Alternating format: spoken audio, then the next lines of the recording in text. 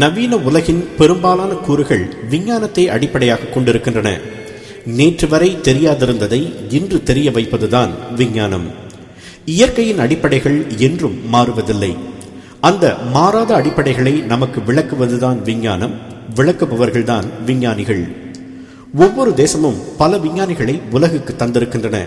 அவ்வாறு இந்திய தேசம் உலகுக்கு தந்தவர்களில் முதன்மையானவர் சி.வி. ராமன். 1888 ஆண்டு நவம்பர் 7ஆம் தேதி தமிழ்நாட்டின் திருச்சிராப்பள்ளியில் பிறந்தார் சந்திரசேகர வெங்கடராமன். அவரது தந்தைக்கு அறிவியலிலும் கணிதத்திலும் மிகுந்த ஆர்வம் இருந்தது. இள வயதிலேயே அறிவு கூர்மை மிகுந்தவராக இருந்தார் சி.வி. ராமன். 1904ஆம் ஆண்டில் அவருக்கு 16 வயது ஆன போதே அவர் சென்னையின் பிரசிடென்சி கல்லூரியில் இளங்கலை பட்டம் பெற்றார். அந்த ஆண்டு அவருக்கு மட்டுமே முதல் நிலை தேர்ச்சியும் தங்கப் பதக்கமும் கிடைத்தன. அதே கல்லூரியில் பல சாதனைகளை முறியடித்து அவர் பௌதிகத்தில் முதுநிலை பட்டம் பெற்றார். சி.வி. ராமனின் அறிவியல் திறமை இள வயதிலேயே வெளிப்பட்டது. அவருக்கு 18 வயதான போதே அவருடைய முதல் ஆய்வு அறிக்கை லண்டனின் அறிவியல் சஞ்சிகையில் பிரசுரமானது. அப்போதே அறிவியல் உலகம் அவரை கவனிக்க தொடங்கியது. பின்னர் ஒளி, ஒலி, காந்த சக்தி ஆகியவற்றில் பல ஆராய்ச்சிகளை செய்தார். அவருக்கு அதிக சம்பளத்தில் அரசாங்க வேலை கிடைத்தாலும் சிறிது காலத்தில் கல்கத்தா பல்கலைக்கழகத்தில் பேராசிரியராக பணியில் சேர்ந்தார். 1914ஆம் ஆண்டு கல்கத்தாவில் ஒரு புதிய அறிவியல் கல்லூரி நிறுவப்பட்ட போது அதன் தலைமை ஆசிரியராக நியமிக்கப்பட்டார். 1921இல் அவருக்கு முனைவர் பட்டம் கிடைத்தது. 1924இல் லண்டன் ராயல் கழகம் அவருக்கு கௌரவ உறுப்பினர் தகுதியை வழங்கியது. அறிவியலில் அவர் ஆற்றிய பங்கை அங்கீகரிக்கும் வகையில் 1929ஆம் ஆண்டில் இந்தியாவில் செயல்பட்ட பிரிட்டிஷ் அரசாங்கம் ராமனுக்கு சர் பட்டம் வழங்கி கௌரவித்தது. Sir CV. ராமன் பல்வேறு ஆராய்ச்சிகளில் எப்போதுமே ஈடுபட்டிருந்தார்.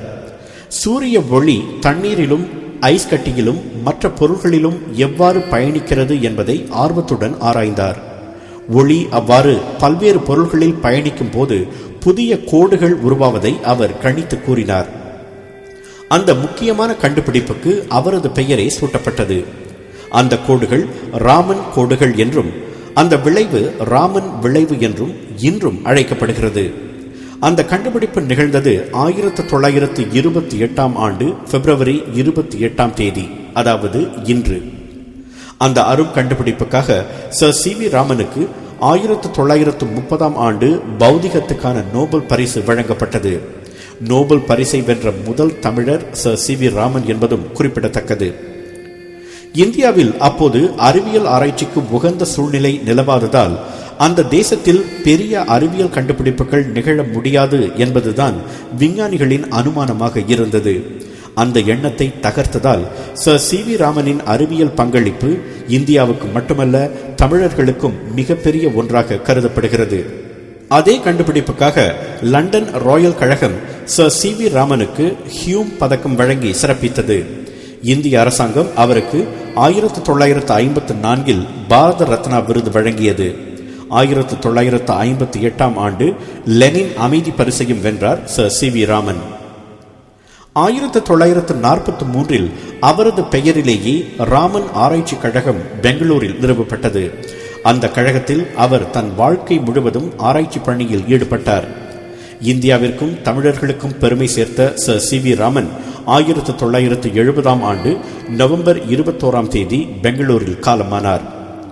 ராமன் விளைவு என்ற அவரது அறிவியல் கண்டுபிடிப்பு உலகின் தொழில்துறை வளர்ச்சியில் பெரும் பங்காற்றியிருக்கிறது. 20ஆம் நூற்றாண்டின் மிகச்சிறந்த விஞ்ஞானிகளுள் ஒருவர் என்ற தகுதியை ஒரு தமிழனால் பெற முடியும் என்பதை வாழ்ந்து காட்டியவர் சர் சி.வி. ராமன். பிறப்பிலேயே அவர் அறிவு கூர்மை உடையவராக இருந்தாலும் அவரிடம் விடாமுயற்சி, உழைப்பு என்ற 2 நல்ல குணங்களும் இருந்தன. அவை 3ம் சேர்ந்ததால் தான் அவரால் பிரகாசிக்க முடிந்தது, அறிவியல் வரலாற்றில் இடம் பிடிக்க முடிந்தது.